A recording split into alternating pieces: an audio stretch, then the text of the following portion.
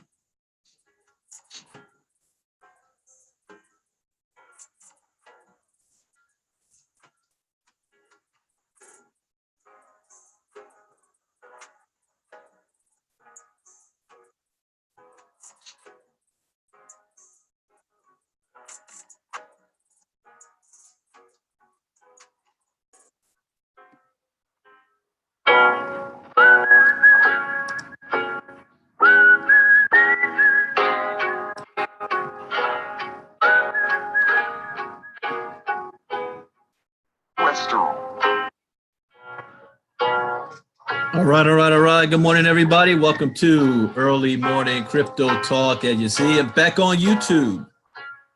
Facebook is not acting right, so I had to switch to YouTube for today.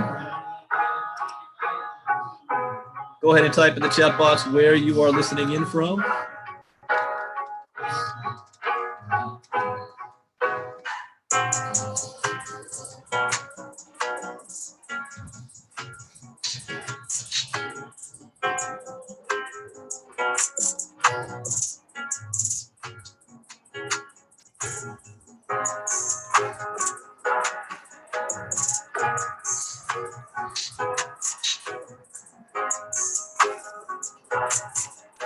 Hello, Patty Moore from Hawaii, Richard Alvarez, Lorna Vasquez, Bethany Gibbs from Seattle. Make sure you hit the thumbs up button on the YouTube channel.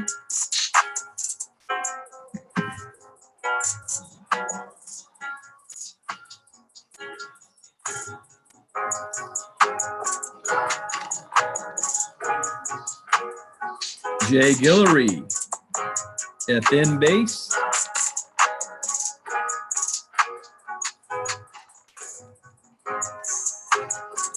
Rohan Johnson, good morning. As a disclaimer, I'm not a licensed financial advisor to be giving financial advice. I read the news, give my opinion, share suggestion, and it is up to you to make an informed, intelligent decision on which direction you want to move into. There's 4 rules I live by in the crypto space to have success. Rule number 1, education is key. Education is everything. Rule number 2, never invest money you cannot afford to lose. Rule number 3, always get a return on investment back as fast as possible. And rule number 4, where do you see yourself in 3 months, 6 months, a year from now, 3 years from now? What vehicle are you going to use to make that happen? Make a decision, take action, remain focused, and do not get distracted. Now, following these rules is not going to guarantee you success, but it will at least minimize your risk. And that, ladies and gentlemen, is the most that we can ask for. All right, so let's go ahead and kick things off. I'm going to pull up screen share. Again, I haven't done the live on YouTube in a while. So Facebook was acting crazy this morning, wasn't not allowing me to connect. Right back to YouTube. So we'll see if YouTube allows a smooth for today. This is Friday, the last day of May. After today, we have 6 months left in the year. Look how fast time flies by. 6 months left. Let's look at the market. I need to refresh this. I think this is up. Yeah, that was last night. So the market's dropped $300. So the market is now down to 265 billion. That is down from 280 billion just the other day, down -5%.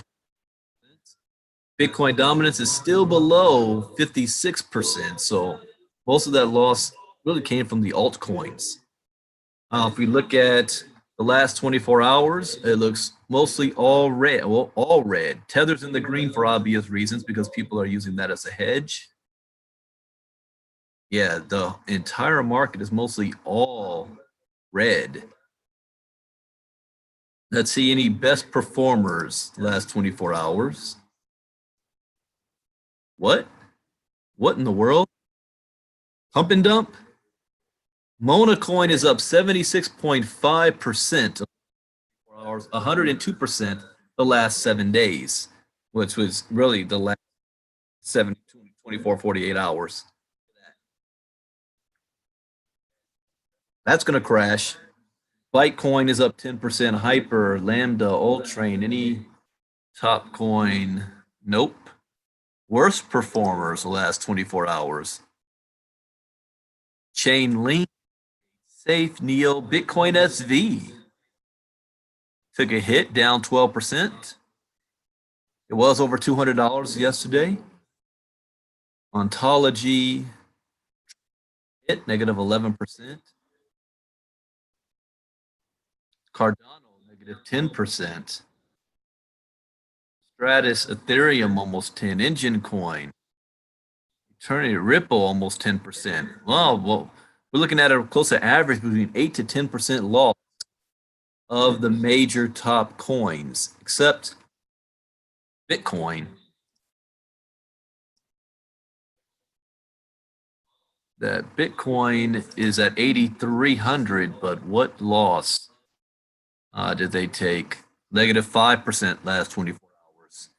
Let's look at the chart. So those that listened to Crypto Talk the last couple of days, especially yesterday morning, I was able to predict something was about to go down, and it actually happened while I was doing the live.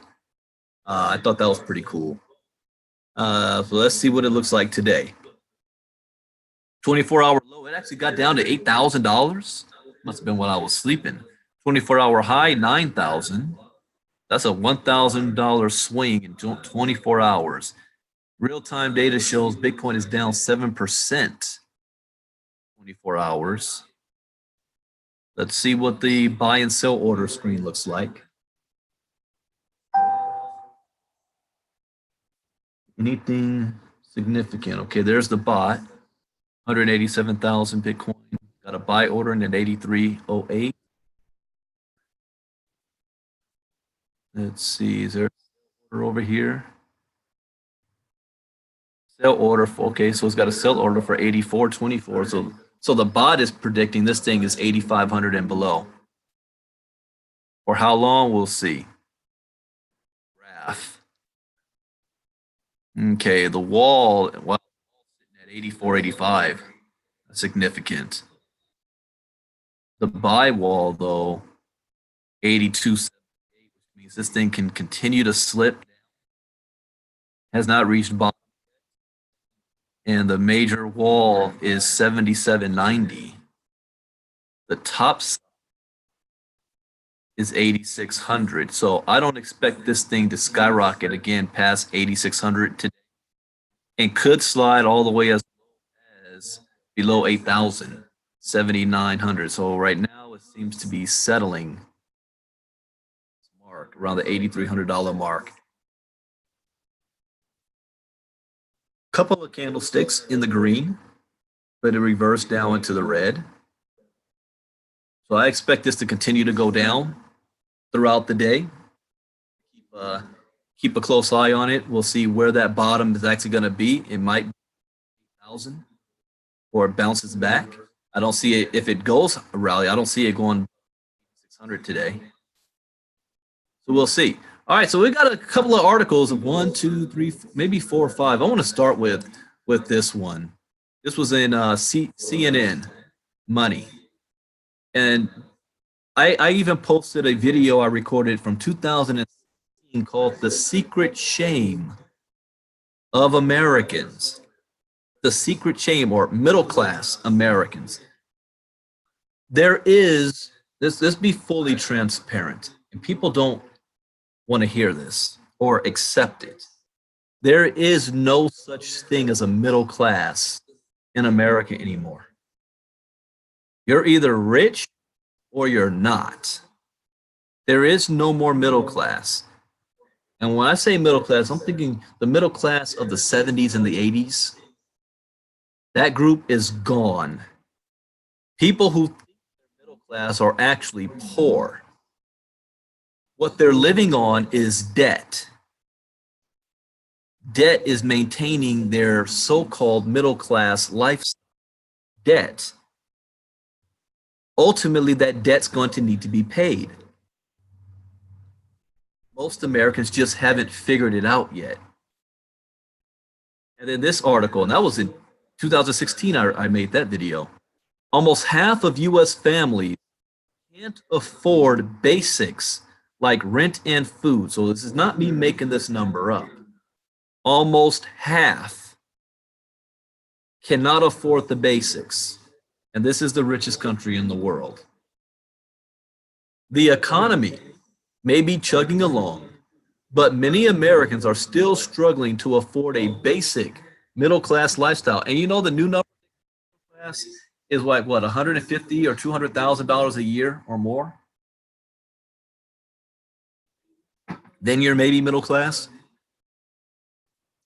Nearly 51 million households don't earn enough to afford a monthly budget that includes housing, food, childcare, healthcare, transportation, and a cell phone. According to a study released Thursday by the United Way Alice Project, that's 43% of households in the United States. The figure and this is with unemployment below 4%. Well, what kind of employment is going on out there? If everybody's employed but they still can't make it, that we celebrate. The figure includes the 16.1 million households living in poverty, as well as the 34.7 million families that the United Alice, asset limited, constrained, employed. So you can't just account that are unemployed, but what about the working poor? That's what they're called. Asset limited, income constrained, employed. That's a new term. We just call that broke. All right. Despite seemingly positive economic signs, the Alice data shows that hardship is still a pervasive problem, said Stephanie Hoops, the project's director. California, where I live, New Mexico, and Hawaii have the largest share of struggling families at 49% each. So that's what I was trying to talk to my dad about. I told my dad, for what I pay, if I were to move to a different state, I'd have a freaking mansion with a whole lot of land. Yeah, that type of money, you get a mansion in Atlanta, a shack in California. Many of these are the nation's child care workers, home office assistants, and store clerks who work low-paying jobs and have little savings. They have no savings. There's no, if you're working these jobs, there's no saving. Some 66% of jobs in the US pay less than $20 an hour. The study also drilled down on the county level. For instance, in Seattle's King County, the annual household survival budget for a family of, including one infant and one preschooler, in 2016 was nearly $85,000. That's that's not a thriving, that's a survival budget. This will require an hourly wage of $42.46. But in Washington state, only 14% of jobs pay more than $40 an hour. Okay, stop right there. They're telling us to go to school. I'm going to have to save this article for my mindset business coach later training. They say we need to go to school to get good grades and get a good, safe, secure job, right? A job that's going to take care of us. They say you graduate from college in debt, so you need to get a job so that you can pay off that debt and be able to survive.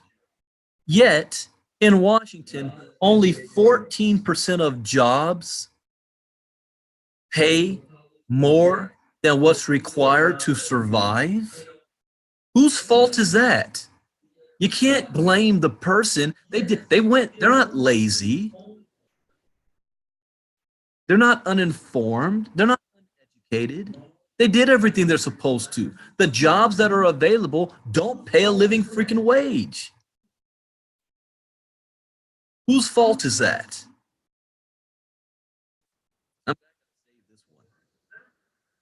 Seattle's city council just passed a controversial tax on big businesses to help alleviate the city's growing homelessness and affordable housing problems. That's what is that going to do? You're not going to force businesses to leave Seattle to go to states that have more favorable business tax. And then what's going to happen to who's going to pay for the homeless in Seattle? Instead of taxing businesses, create an environment where be able to pay a more affordable wage that will limit, if people are making more money, you have less people on welfare, you have less on the government toll, you have less people that's homeless. That's how you do it. All right, I got to save that one. I just want to, it's important to understand this because I had a conversation, I was doing a coaching session, right? And mindset, I stress how important it is. The reason why somebody who's working a 9-to-5 job and they're in pain every day and they want a way out, but they're never able to get out because the only way out is you have to be an entrepreneur. That is the only way out. You have to be, if the jobs are only 14% of the jobs are paying a survivable wage, then you have no choice if you want to be in a different position to be an entrepreneur. But entrepreneurship, people, they think differently than people who work a 9-to-5 job. You don't just go from one to another. A person who works a 9-to-5 job, their worst fear is losing their job. An entrepreneur, you know what their worst fear is? Having to get a job. Their mindset is completely different. That's why I started the NBC. It is, if you don't have that, there's nothing you can do that's going to succeed for you. You've got to have a mental shift. All right, let me go on. I'm gonna, you know what? What's today? Thursday, Friday. I might do a Facebook Live later on camera. I'm gonna hit this topic right here. All right, James Altucher Immense time frame for 1 million Bitcoin. I guess, I'm doing the YouTube, so I could put this link to this article in the chat box. Yeah, I could do that. I'm going to do a special Facebook Live on that, and then I'll probably do a special video for our members only on that. It's important to know this. James Altucher, immense time frame for 1 million Bitcoin. The rundown says 1 million Bitcoin by 2020. So when does BTC get to that 1 million? I don't think so, but I could be wrong. Former hedge fund manager and author James Altucher confirmed his $1 million Bitcoin prediction, but admitted the time frame may have slipped. Altucher explained the claim during an interview on Kitco News. A precious metals specialist, self-help guru, and LinkedIn influencer. Altucher first made his prediction at the end of 2017 when BTC was around 11K. He told CNBC's Squawk Alley, "I'll say 1 million by 2020 as well, easily. There's 15 million millionaires around the world. All their financial advisors are going to say, hey, buy a Bitcoin. You need some exposure." I agree with that. It's just the timing on it. When questioned on this claim during the interview, Altucher was happy to go into more detail. The valuation relies on Bitcoin replacing paper currency. Although Altucher believes that Bitcoin's superior qualities should see this happen fully or partially in the long run, I do not agree. I do not think that Bitcoin is going to replace paper currency anytime soon. I think that they're going to be able to work side by side with each other. That's just my opinion. There is an estimated $200 trillion of existing paper currency and only $200 billion of crypto. Therefore, he explained, that is 100% from here. So that could give Bitcoin a price of $8 million. So $1 million is even a discount to where Bitcoin could eventually go. So he's predicting Bitcoin could go to 8 million. Well, the question is, what percentage of that 200 trillion of existing paper money will start to be used into crypto? That's not even 1%. 1%, what's 1% of 200 trillion? Anybody, any math geniuses out there can give me that? 1% of 200 trillion is what, 20 billion? I have that right? Or I think it is 20 billion or 100 billion. I think it's 20 billion. I don't know. I might have that off. But 1% of 200 trillion.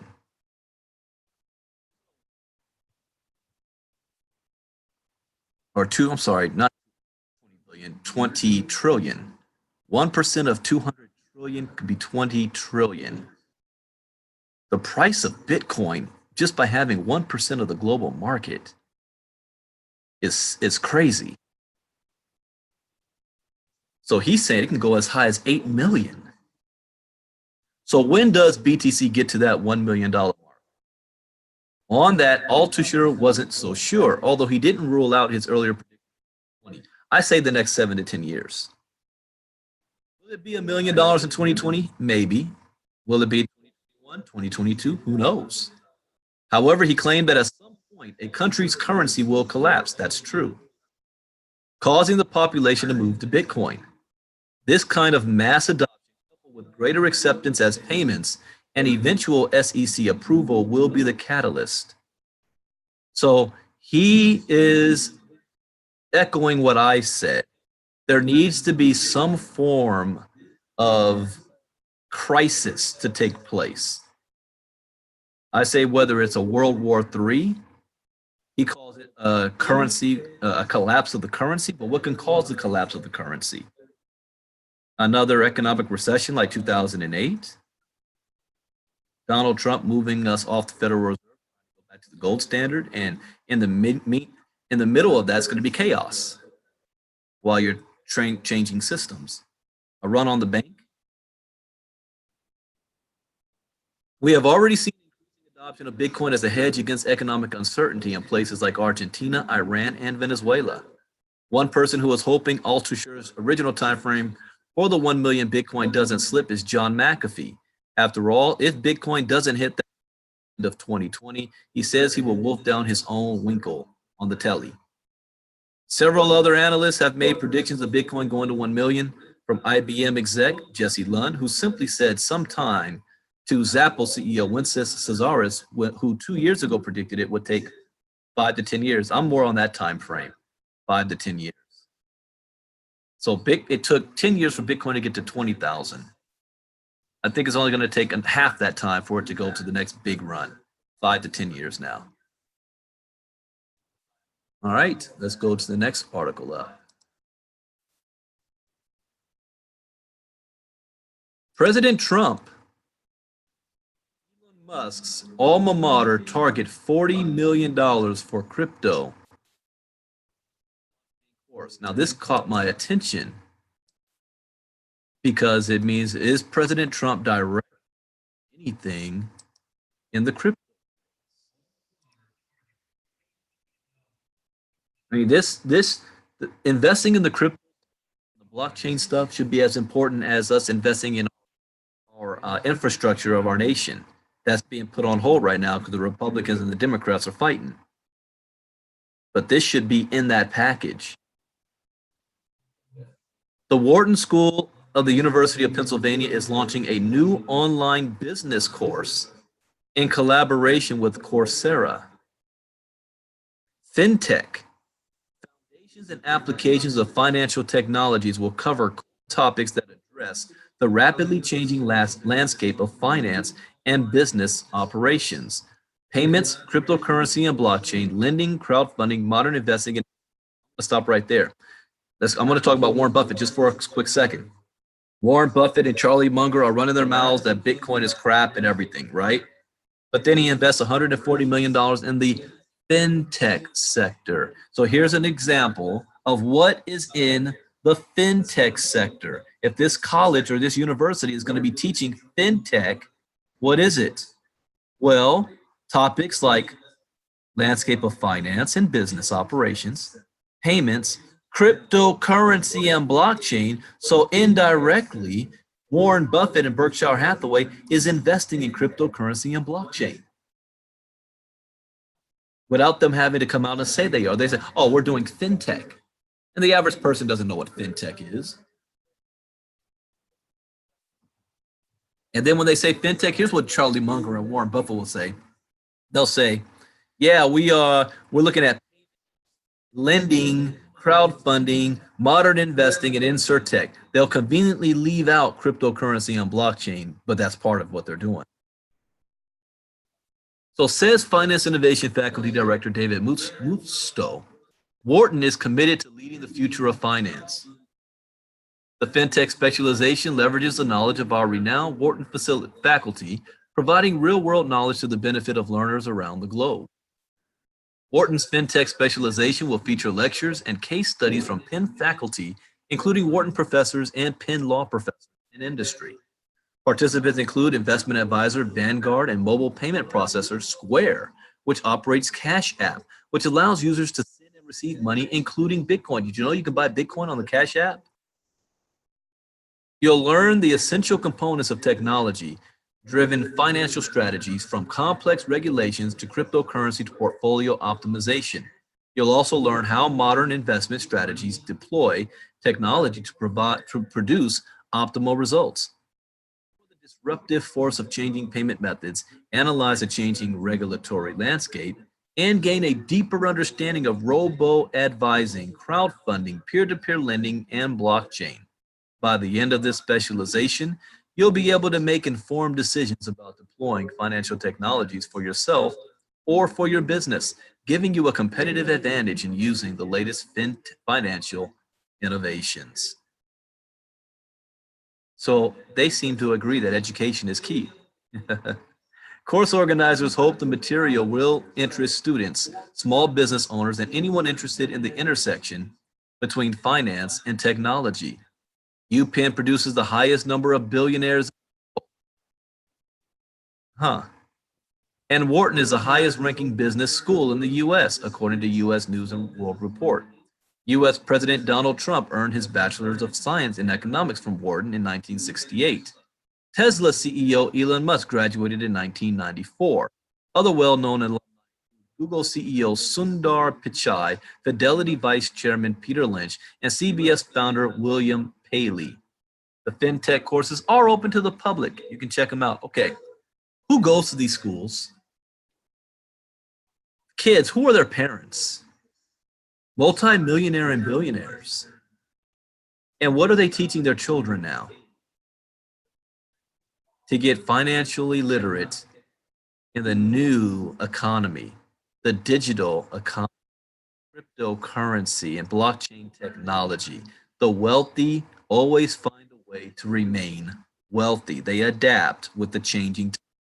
There's a revolution taking place right now, and they are making sure that they're taken care of. The average person has to be in the right mindset to do the same thing for themselves as well. It's like being able to read the tea leaves. There's a changing in the wind. All right, enough of that one. Let's go to the news here. Oh, here we go. Another aspiring Satoshi copyrights the Bitcoin white paper. So remember Craig Wright declared himself Satoshi Nakamoto and then copyrighted the Bitcoin white paper. It said, see, here's proof I'm Satoshi. Anybody can do that. So let's see, we have another challenger to the throne. This is straight up like Game of Thrones right now. The cryptocurrency community got riled up recently over Craig Wright's U.S. copyright registration of the Bitcoin white paper and some of the code from the early software. However, on May 24th, the U.S. Copyright Office saw a Bitcoin white paper registration by a man named Wei Lu, bringing another legal claim of ownership over the seminal paper. The infamous Craig Wright, who claims to be Satoshi Nakamoto, has a legal challenger to his recent copyright claim over the Bitcoin white paper. Last week, Wright's media team told the public that he was granted 2 U.S. copyrights for the original Bitcoin white paper and version 0.1 of the crypto. Immediately after the news went public, the cryptocurrency community responded in uproar, and most supporters declared the act was meaningless. Patent attorney Stefan Kinsella told his social media followers that such assertions are ridiculous and misrepresent the way copyright works. Then the Copyright Office responded to the recent Bitcoin copyrights and said the agency does not investigate the truth of any statement made and that the legal battle over ownership is essentially up to the courts to decide. This could well be the case as a new copyright filing for the white paper was published on May 24th by an individual named Wei Lu. The copyright claims that Wei Lu is the I can't say that, pseudonymous Satoshi Nakamoto, and Lu's filing cites a date of publication of November 1st, 2008. According to the filing, Wei Lu is a Chinese citizen who declares authorship of the white paper's text. Wei Lu's identity is relatively unknown, although he has 19 copyrights, which claim ownership to a myriad of technological achievements. Besides the white paper, Wei Lu contends to have authored papers on biomechanical analysis of arm reaching, distribution kinetics, frameworks for quantitative evaluation of care coordination, and large-scale machine learning. One of the author's papers, written in 2007 called Statistical Network Comparison, has some interesting simulation and model-based network studies. A good portion of Wei Lu's copyrighted studies deal with health and biology-related networks as well. It is unclear why Wei Lu filed the registration of the Copyright Office, but he joins Craig Wright, Ronald Keela Kua Maria, Gabriel Brias Buendia, and others who have done the same. So somebody's lying. How is it? Maybe I just operate differently, that I would put my name on somebody else's work like that. I don't get it. You know you didn't write the Bitcoin white paper, but you're going to claim you did? Straight up plagiarism? A Photoshop coin bull report spreads on Chinese social media channels. The news follows the recent BSV price spike which was allegedly fueled by a phony alert guys under the popular news organization Coinbull. According to a few different sources, media and W1, founding partner at Primitive Ventures, an unknown person published a fake Coinbull news update in order to publish or to push up the price of CS, Bitcoin SV. CSW transferred 50K BTC from the biggest BTC wallet to Binance, which confirmed he is the real Satoshi. Wait. Craig Wright transferred 50K BTC from the biggest BTC wallet to Binance, which confirmed, oh, that's fake. Oh, okay, I see what they did. Which confirmed he is the real Satoshi. As such, CZ will relist BSV and make an official apology on Twitter. The translated message reads, however, Coinbull responded to the faux post, stating the image was maliciously photoshopped and its intent was to impersonate Coinbull to spread rumors. You know, this is all Craig Wright has to do to prove that he's Satoshi. At press time, the price spike has pushed BS. I remember when this happened, I asked, what went down? Any news that just took place to cause this to go up like this? We have our answer now. It wasn't news in the West. This happened in China. This is what caused it. We didn't know it at the time. So the increase in value started about a week ago after Wright announced he filed the copyrights and the price of BSV saw a small lift in value. Copyright filing by Weilu may not necessarily mean the Chinese citizen is Satoshi Nakamoto, even though the is otherwise. It might be just a demonstration of how easy it is for someone to claim authorship of the paper with some more technical credentials and less than $100 bucks. Any of you want to be famous? Go ahead and act like you're the creator of Bitcoin. Get a copyright for less than $100 bucks. Become famous. You have the FBI watching you, that's for sure. Wall Street's Bitcoin king defends crypto against CNBC FUD. So let me put this link. When did they do FUD? I thought they were running their mouths buying right now. CNBC in a recent interview shot a string of arrows seemingly to burst the so-called Bitcoin price bubble. Nonetheless, the crypto emerged unharmed thanks to Bart Smith, asset head of Susquehanna International Group. Susquehanna, a based trading firm, appeared on Squawk Box to discuss what possibly drove Bitcoin up 145% year to date. While admitting that it was difficult to narrow down a price rally into specific factors, Smith hinted that the root of Bitcoin's exceptional performance in 2019 maximally lied in one thing: optimism, he said. There is a tremendous amount of optimism about U.S. brokerages, particularly online brokerages, offering Bitcoin to retail customers in 2019. No one has come out and said that openly, but there is a lot of talk about that, which is making people buy Bitcoin ahead of that new investor demand. Smith's explanation ventured into macroeconomic factors such as the U.S.-China trade war.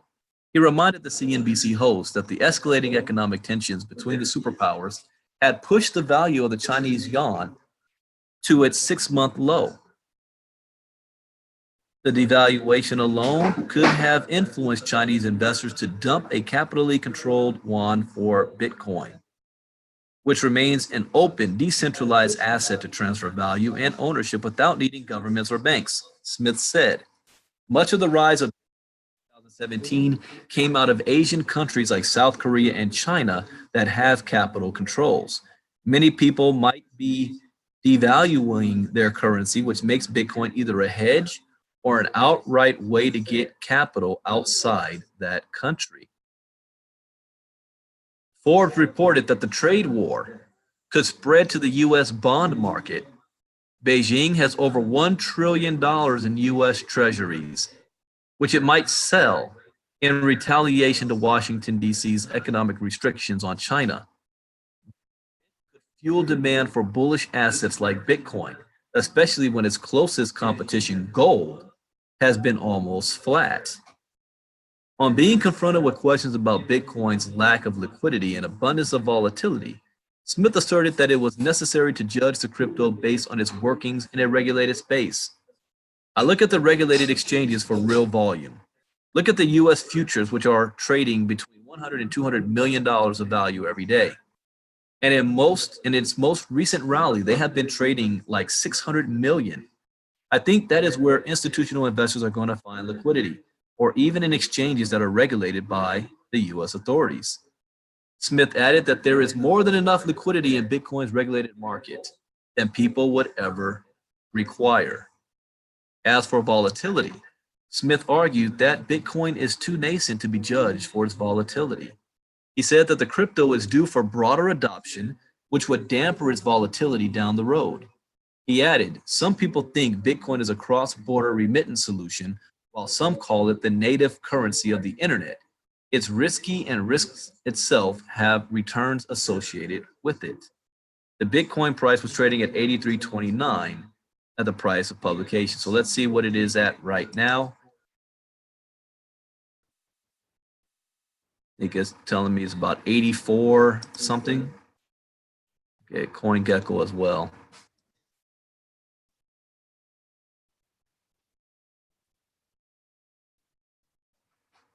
So CoinGecko's got it sitting at 84.20. Poloniex at 84.40.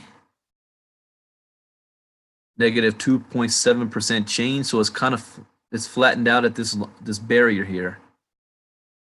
We've got two candlesticks in the green, so it's flattened it out here. Stays in this range. Still hasn't crossed again 8,500. This sell wall got a little high, thick, right at 8,500. So it can hit 8,500 and then bounce right. This is troubling. This means the sell orders will end up gobbling this up.